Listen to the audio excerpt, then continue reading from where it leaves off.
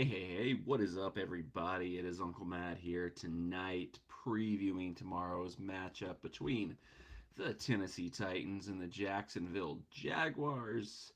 Making a little bit more of a habit of trying to do these live streams. I got a little bit more free time now than I had recently, so might as well jump on here, throw my thoughts out into the world. Who cares? Before I get into the game, quick mention obviously, if you follow the channel, you know I'm big into soccer. I do have to mention the sad passing of prominent soccer journalist Grant Wall. Uh, Terrible tragedy. Still a lot to be uncovered and said about what happened there. So, 48 years old, far too young to pass. I'll talk more about Grant, my thoughts on Grant on my next soccer live stream, which will probably be Monday, Sunday, Tuesday, somewhere in that range. Subscribe to the channel, turn the bell on for notifications of that. But uh, regardless, it's a terrible tragedy to lose somebody like him, such a young age, and so suddenly. But I'll talk more about him when we get back to discussing soccer. Today, we're here to talk about Titans. I want to preview the game, but a lot of my thoughts, everything is just geared towards the firing of John Robinson. It's hard to not let that kind of overshadow and overtake the build up to this game with the Jaguars tomorrow. But my quick thoughts on the game itself is just, I feel like the Eagles last week. We got this weird like uptick in like people like thinking, oh, the Titans match up well with the Eagles. The Eagles have to lose a game somewhere. They can't be perfect. There was a lot of like public sentiment behind the Titans last week, and that whole time I was kind of just like, we're like on the field though. We got to do it on the field. And I don't think we can beat the Eagles on the field based on what I've seen recently, and that came to be true. And I feel like the same thing's happening this week. I feel like a lot of people are just saying, well, it's the Jaguars. The Titans are going to beat the Jaguars. They're going to respond to the firing midweek. They're going to respond to the bad result against the Eagles. But nobody's taken into consideration to win a game, you actually have to have players and you have to be able to be able to have the players that are capable of winning games in the NFL. And I think more than anything right now, that is the Titans' biggest weakness because the second Treylon Burks got knocked out of the Eagles game, we just could not do anything offensively. Our offense became one-dimensional. They just completely loaded up the box against A.J. Brown. They could have cared less how many receivers we put on the field. We only had 3 healthy ones to begin with. And they just shut us down. They're just like, run if you can. We couldn't. Robert Woods is got the explosiveness and separation of me at this point in his career. Uh, the creativity to get players open has never been there under Todd Downing. I've talked about that a lot, and I don't know why anybody thinks that's changing from last week against the Eagles to this week against the Jaguars. I guess the logic is just it's the Jaguars. The Jaguars aren't as good as the Eagles. The Titans have owned the Jaguars for the last, whatever, 5, 6, 7 years. But we're missing half our receiving core and the only receiver who can actually kind of like break things open.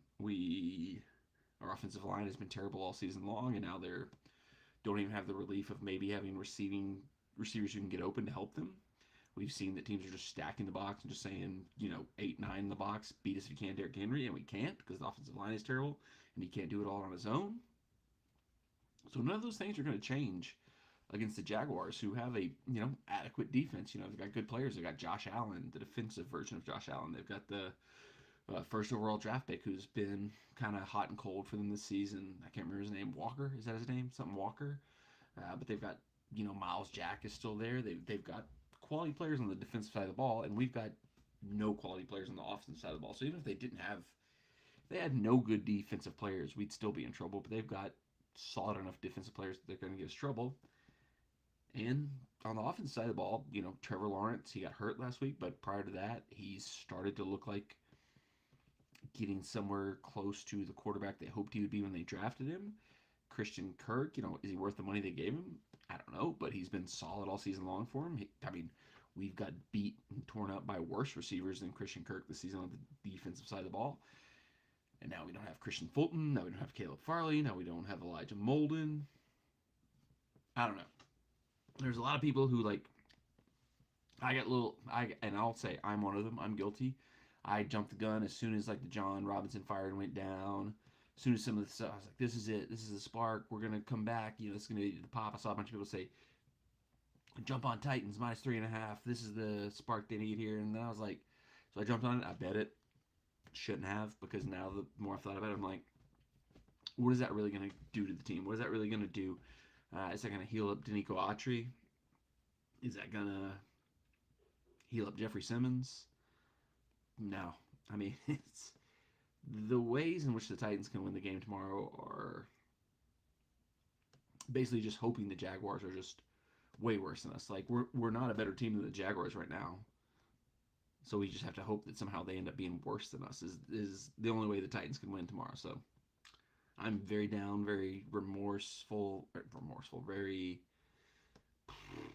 negative on the game tomorrow. And I say that as somebody who like got really excited when John Robinson got fired and bet Titans -3.5. And now I'm looking back on that going, what was I thinking? Why did I think John Robinson getting fired would suddenly like create a situation where we'd have a capable offensive line, or we would have wide receivers who could create any separation and get open? I don't know. We can't score them more than 20 points a game on offense. Defense has held us in a lot of games with all the injuries and stuff. I mean, I don't see how that happens, how they can hold us together tomorrow. It's going to be bad. I mean, and this is weirdly a must-win game for the Titans, because we've kind of been in a situation where we thought, oh, the AFC South is locked up. We beat the Colts twice. We started off like 5-2 or whatever it was. The Jaguars started the season okay, and they kind of fell off, but they've hung around. They've been, they just got beat pretty badly by the Lions last week. But I mean, the Lions, I would take the Lions over the Titans right now. I'd say they're a better team than us right now. And the Jaguars are just in the right, perfect spot where if they win the game tomorrow, that's going to be the spark they need. That's going to be the little fire they need to say, hey, we can go on a run here, catch the Titans, take the division, sneak into the playoffs. And it would not shock me one bit, because, I mean, I don't see how this offense right now, with the injuries, with Burks now out, with the offensive line just being atrocious, and there's been nothing to change the offensive line. Just, I don't see how you can, the Eagles are a great team. They are very likely going to be one of the top teams continue for the Super Bowl this season. But I mean, I don't know. I haven't watched many Jaguars games, but I would expect their team, their defense is going to be competent enough to be able to not let a washed up receiver in Robert Woods get open, because nobody's let him get open all season. I don't see them letting Nick Westbrook-Akine get open, because, I mean, anytime he's caught a ball, he's had a defender draped all over him. And I've said it before, and I think, Woods, I'm not deep enough in the analysis of the study of the, game tape to be able to really say this, but he just never has separation, and coming off the ACL, it seemed like it was a bad fit to get from the get-go. But there's a little bit on Todd Downing. This is one of my biggest gripes I've had with him. Everybody has gripes with Todd Downing. One of my biggest gripes with Todd Downing is that we don't seem to run plays. We don't seem to run routes that are designed to help our receivers get open. Like, it seems to be receivers are on an island. They got to make a move and hope they get open, beat a man one-on-one. There's not the little kind of like almost screens or misdirection type routes that'll throw defenses off where you'll break a coverage and have a guy just wide open. We never seem to have those. And there's a couple plays last week which, did the receivers execute it wrong? Over the last few weeks even, were the receivers executing the play wrong, or was it drawn up wrong, where we had like 3 receivers all running to the exact same spot, making it super easy to cover, making it impossible for anybody to be open. So as bad as the receivers are, when like they're put in positions like that where they're just like not running routes that are designed to help them get open, I don't see how it can get any better. Like, I'm very negative on tomorrow's game. I'll be there. There will be a live game day vlog from it after the game, so subscribe to the channel, turn the bell on for notifications, so when that goes live, you can see exactly how I experienced the nightmare that'll be tomorrow's game. I mean, Jacksonville's not been great, so it could just be a complete just slog of a game where who's the least bad team wins. And right now, I can't see anybody being worse than us. So I would, even though I've already bet Titans, I would go back in time and reverse that and say Jags. It's set up for them. I mean, they've got all the motivation. They win tomorrow. They open their chance to sneak back into the run, to sneak back into the setup, and it's all set up very well. We've got the last game of the season at Jacksonville. It's all set up to where if they win tomorrow, things fall a certain way. That ends up being the game for who's going to be the AFC South champion at their place. Biggest game they'll have had in years. But if the Titans can win, if they can find a way to win tomorrow, it legit probably locks up the AFC South. Which is not great because this is not a team that feels like they have any chance to really contend in the playoffs. But if you can get a spot locked up in the playoffs, if you can just kind of get that off your chest, maybe you can loosen some things up. Maybe you can start to look at some things that you haven't tried yet. Some options to maybe change the way things are going. Maybe try to, you haven't been as confident to, let Chig play as many plays. Maybe you throw him out there a little bit more than you're throwing out Jeff Swaim, for crying out loud. Maybe you try anybody at left tackle other than Dennis Daly, but, you're kind of just trying to toe the line right now until you have that division title locked up. So, as weird as it sounds, as weird as, we've all been saying all season long, well, we're still going to win the AFC South. Whatever happens, we're still going to win the AFC South. If the Titans lose to the Jaguars tomorrow, it's right back wide open for the Jaguars to sneak back into the race and maybe even win the division. So it's a must-win game. The Titans have to win tomorrow just to get just to get it out of the way, just to take that last little speck of hope that any team can catch us out of the realm, because we haven't had that in these seasons. It feels like we've won 2 straight AFC South championships. We've been to 3, maybe 4 straight playoffs. But every season, it's come down to the last game of the season where we're going to get in or not. If we can beat the Jaguars tomorrow, I don't think we can officially clinch, but we can definitely give ourselves the breathing room to feel a little bit more comfortable, to maybe not be so conservative, to maybe try some new things down the stretch. But if we lose, it's all hands to the pub. Jacksonville's coming for our necks. We got to find ways to win much tougher games going forward through the rest of the season, but woof.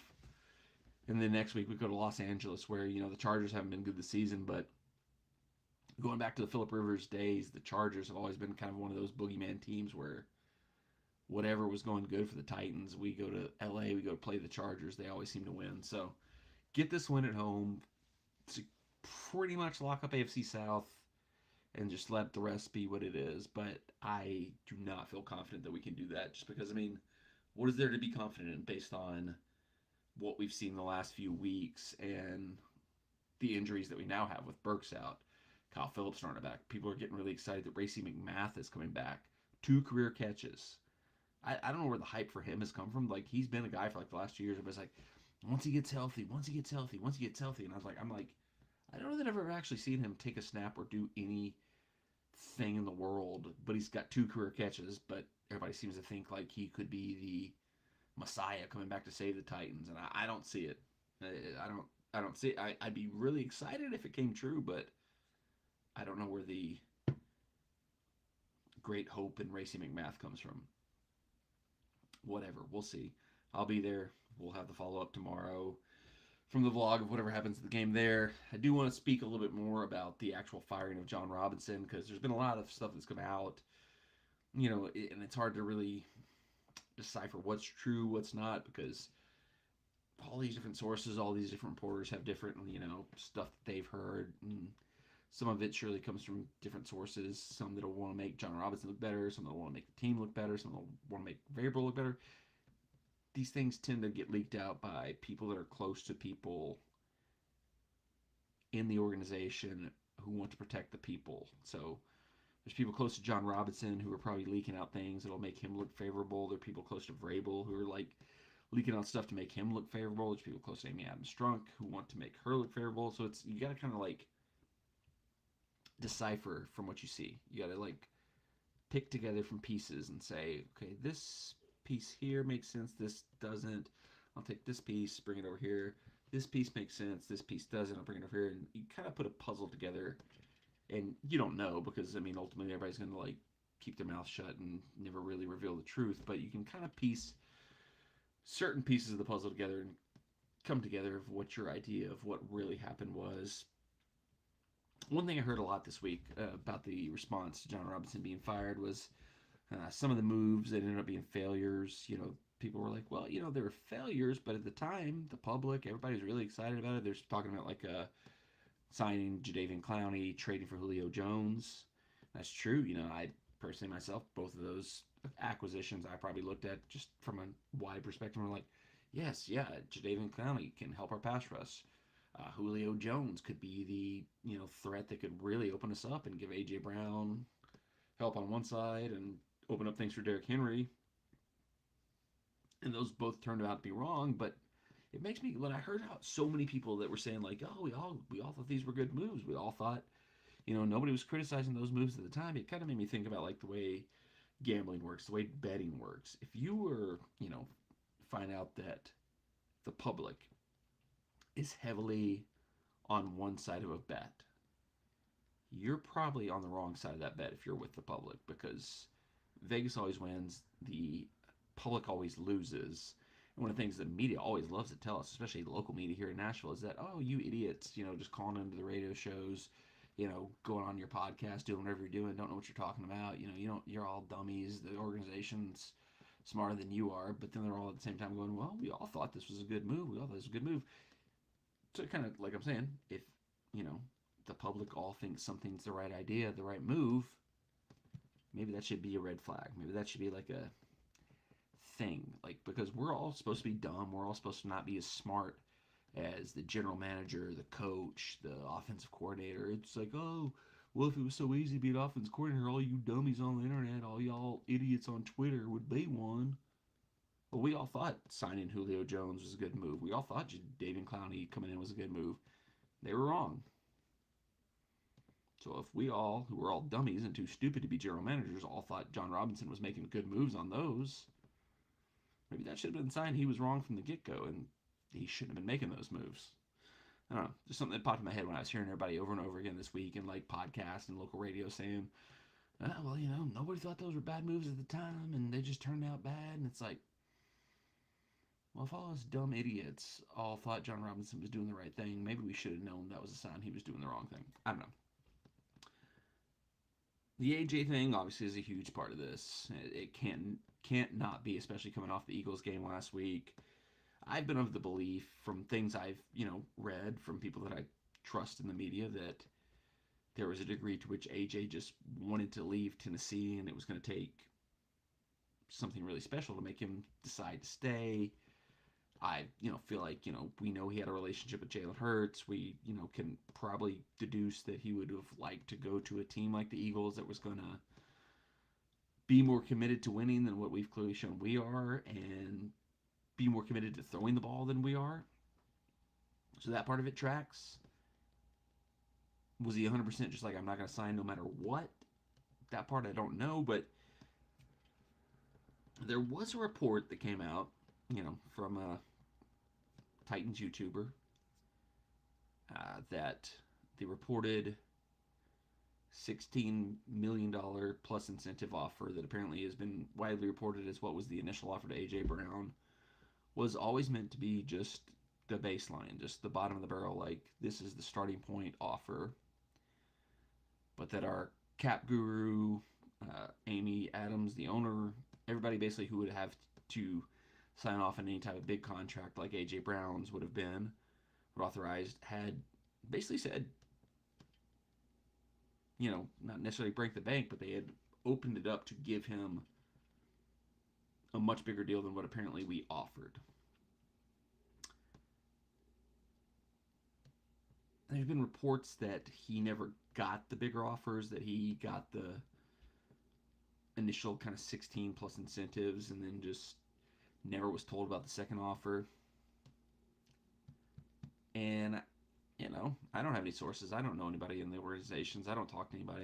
I just look at what I see in different places and try to put stuff together. And what I think is a likely scenario is AJ, you know he's friends with Jalen Hurts. They were, buddy communicating on social media, hanging out together, doing camps together and stuff long before he went to the Eagles.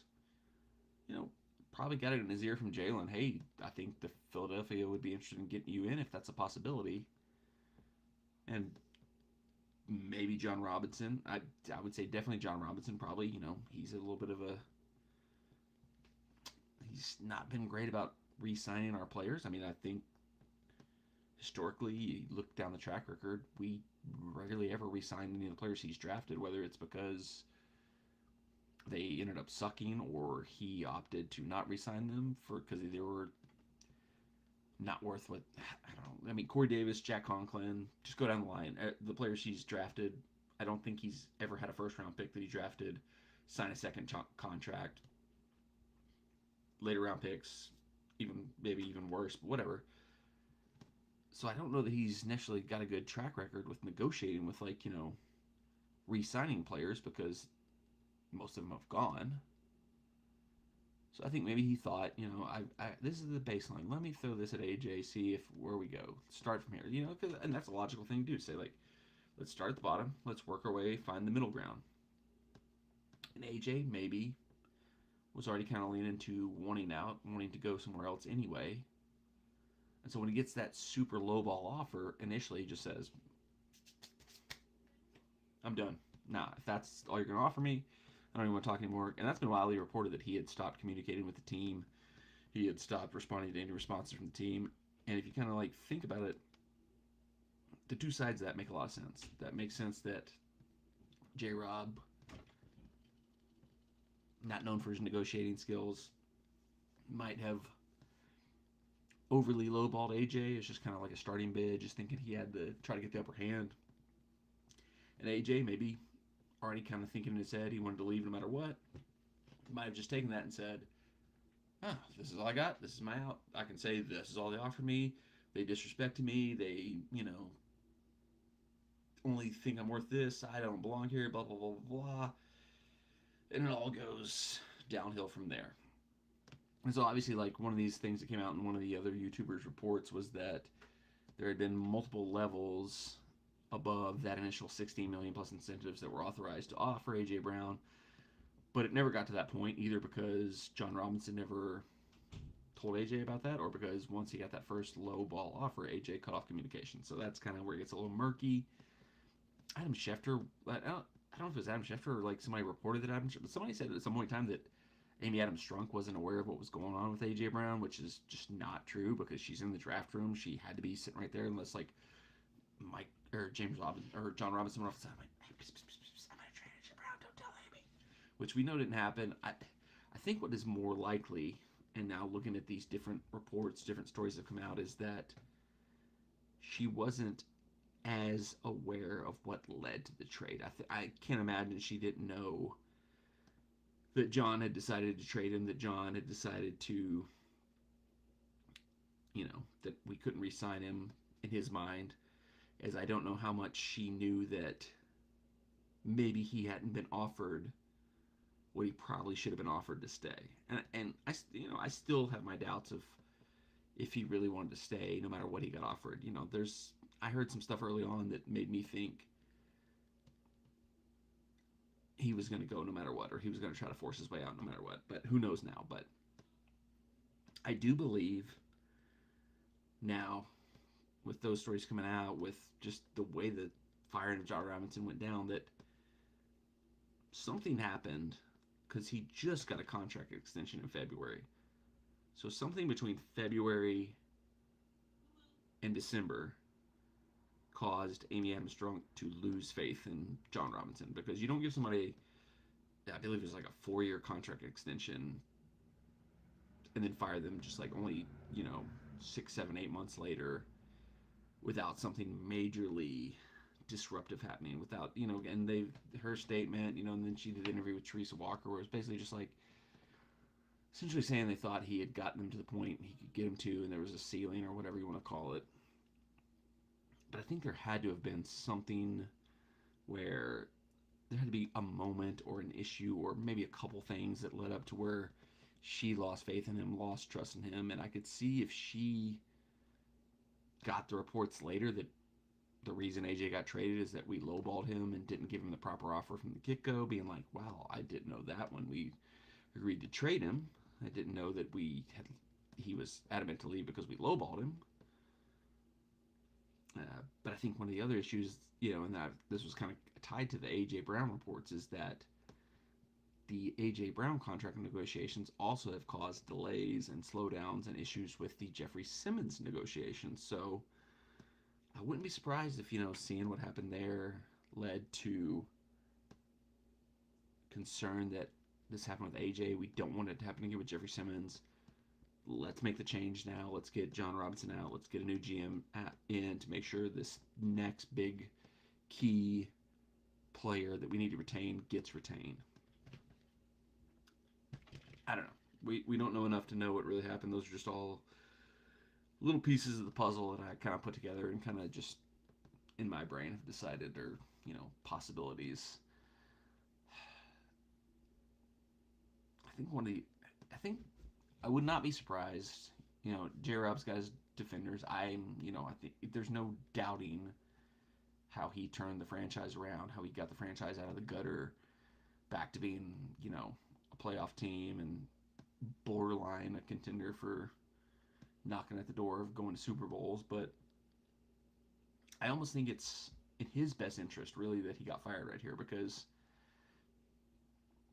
the failures that he's had in the recent years with his roster moves, you can almost kind of tie them back to the successes he had. Like, something worked once for him, and he just kept trying it and trying it and trying it, and, it just never worked again. So, Jeffrey Simmons, one of his biggest hits, drafting Jeffrey Simmons, guy who fell to a later point in the round when we were able to get him because he was coming off a major injury in college and also had some off the field issues in college.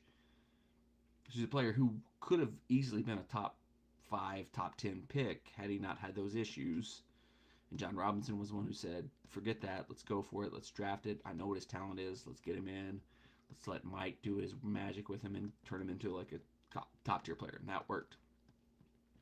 And since then, we've seen him try that over and over and over again. Caleb Farley, multiple injuries in college. Never really even basically played cornerback barely at all before he was besieged by injuries. But,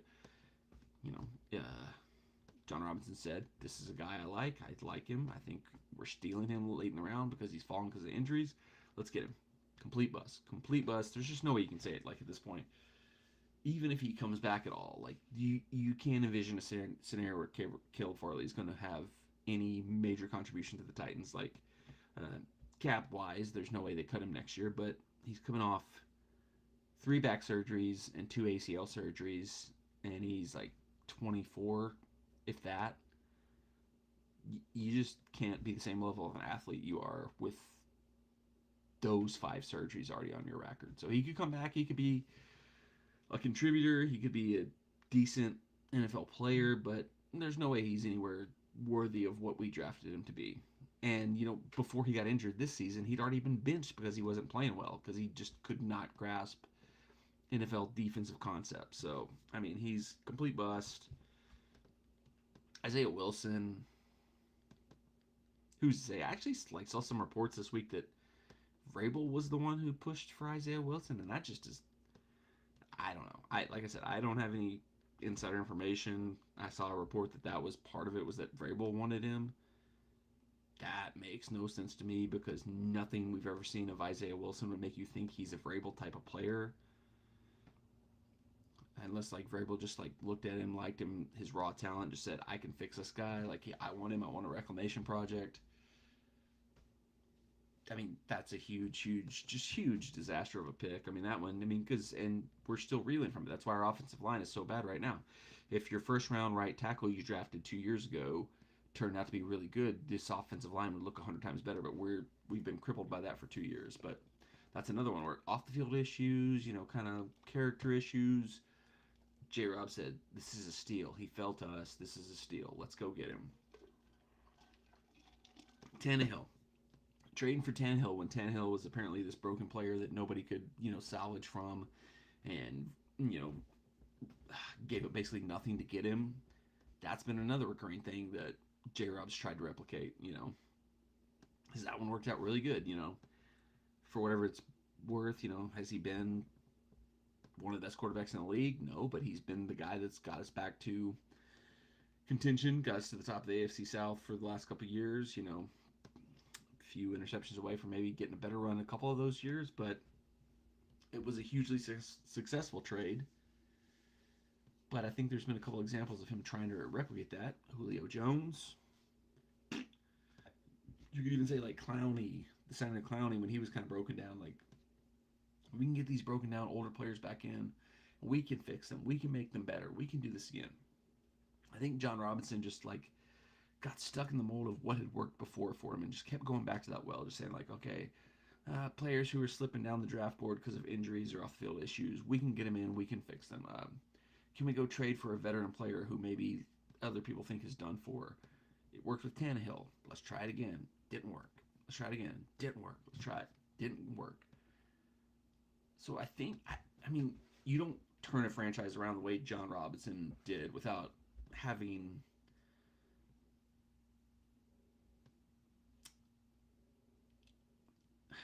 without being capable at the job. But I think his successes ultimately hindered him because he kind of didn't evolve. He didn't find what those next steps were. He kind of kept going back to the well. What had worked before? This worked before when I drafted an injured player.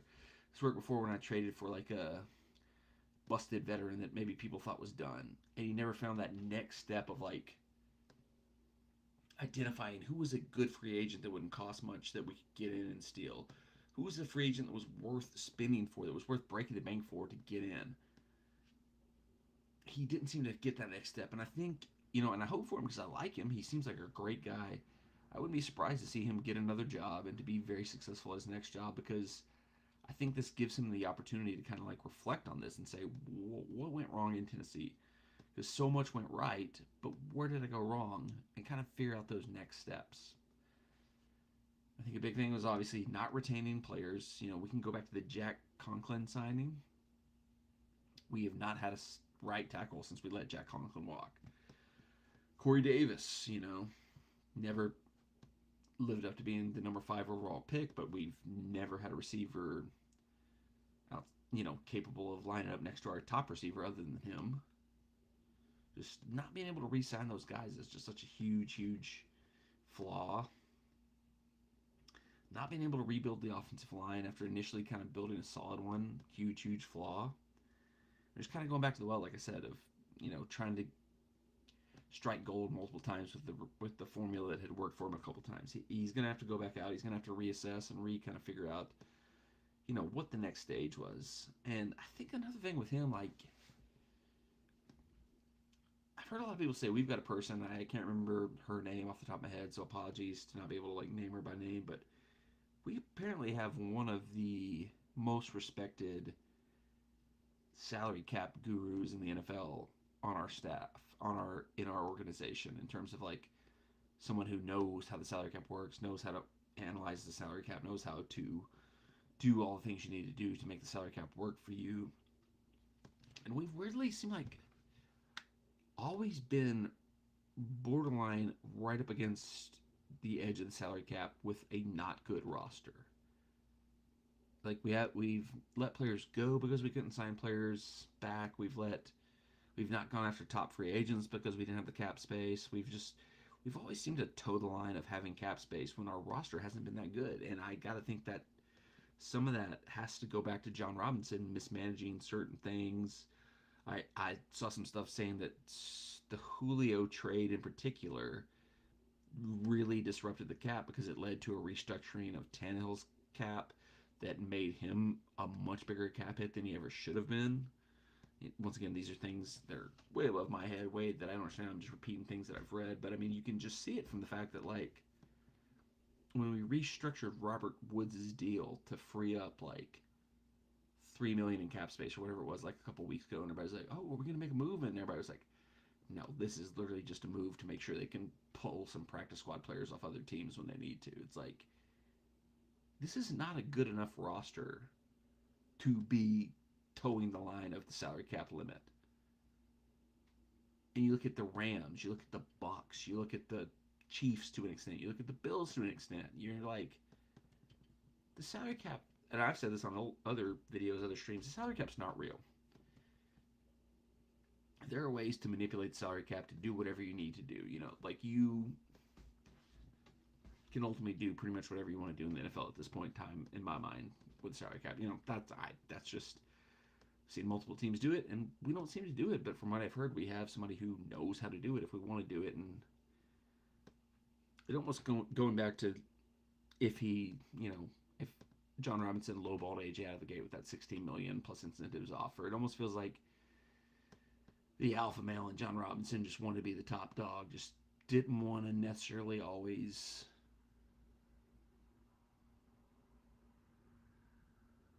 follow the math, follow the cap structure, follow the ways to cheat and manipulate a cap. He wanted to make sure he was always the guy that was in control. He didn't want to get beat in negotiations, so to speak. He didn't want to get beat in trades, which ultimately is probably what more than anything killed him. Is he is since Tannehill, I don't know that he's got a single trade right. Julio, hugely disastrous, mismanaged trade for what we gave up for him. Robert Woods, we basically gave up nothing for him, and he's been a disaster. Dennis Daly, a 5th-round pick for Dennis Daly. I mean, a 5th-round pick is like, what is that? You give up a 5th-round pick for a veteran offensive lineman who doesn't even deserve to be in the NFL. And there's reports that Carolina was probably going to cut him before we traded for him, so we could have got him for nothing without giving up anything for him. And just like, I don't know, it's almost like, did he not have his ear to the ground? Did he not know that was coming? That like, does he not have like connections with other teams to be able to like sort out what the value was in trades? Like, it's a weird thing. And there's also this thing I've like seen about a bunch of people talk about, is like that he only drafts players from the Senior Bowl, which is one of the reasons like Des Fitzpatrick ended up coming to us and we didn't go for Amon-Ra St. Brown. Just weird stuff. There's definitely things where I think he got too comfortable in the things that worked for him. He didn't branch out. He didn't learn from his mistakes, and he just tried to repeat his successes. And I hate it for him because, like, you could tell he was passionate about the job. You could tell he wanted to win. You could tell he wanted the team to be successful, and it just, the timing certainly seemed weird, but at the same time, I think once you know that you want to make a change, and this is essentially what Amy Strunk said, there's no reason to delay it. And it makes sense to a certain extent because there's not really a whole lot the general manager would be doing at this point in the season. It's basically roster maintenance. Like, if you have an injury, go find a practice squad player from another team to fill the spot. Moving players up and down from your practice squad. Trade deadlines pass. There's not a whole lot. There's no real free agents of note out there. You're just kind of like keeping the ship going at this point in time. But it gives us the chance to really look at what's out there in terms of who's going to be our next general manager. Gives, Ryan Cowden, who's kind of taken over control in the interim, the chance to show maybe he's the guy to do it. He's apparently a very popular person in NFL circles. He's interviewed for other teams' general manager positions, but hasn't got the call yet. So, gives him a chance to maybe show what he could potentially do. Although, why fire John Robinson and then just let his second in command take over? That doesn't make a lot of sense unless, like, Ryan Cowden was calling up Amy Strunk every week and going, I don't know what John's doing. He just traded for Julio Jones. I told him not to do that. That doesn't seem likely, so it almost seems like an external candidate would be the better way to go, because, like, why fire somebody who you have lost trust in and then just appoint somebody that was working hand in hand with him to take over? That doesn't make a lot of sense, but we've got time to sort it out and assess who the next candidate's going to be and have them in place in time for, the next kind of wave of college scouting, the bowl season, that type of stuff, where it's gonna be the next phase, combines, senior day, senior bowls, that type of stuff. So it makes sense. And the other thing that I've heard a lot of people speculate is why it made sense to fire John Robinson now is, we look decently comfortable to be going to the playoffs. So maybe it would be, from an optic standpoint, harder to fire him. If we made the playoffs, then just firing him like randomly at the middle point of the season. But at the same time, like I said, I think we might be about to hit a tailspin. Honestly, like this Jags game tomorrow, I'm very concerned we're going to lose this game. And looking at the schedule going forward, there's a lot of games that look like they could be 50-50, if not bad matchups for the Titans going forward. And this could easily go from like us being thinking we're a playoff team to quickly going into a tailspin. And maybe you fire him to try to like light a spark and wake the team up before that happens. I don't know. It's difficult time. A lot riding on whatever they do with the next hiring position. It's kind of interesting because Amy Adams Strunk, you got to give her credit since she took ownership of the team. They've been consistently a contender. She's strived to get them to be a contender. She's pushed forward this idea to get us a new stadium. She's very active, very aggressive. It's going to be a big deal who they hire next. That'll be certainly something to watch moving forward. But I'll be at the game tomorrow. I'll be vlogging from the game, posting it either tomorrow night or early Monday morning. So make sure you subscribe to the channel with the bell turned on for notifications, so you get alerted when that vlog goes live, as well as any other future videos, live streams, and whatever else we do on this dumb channel that I have.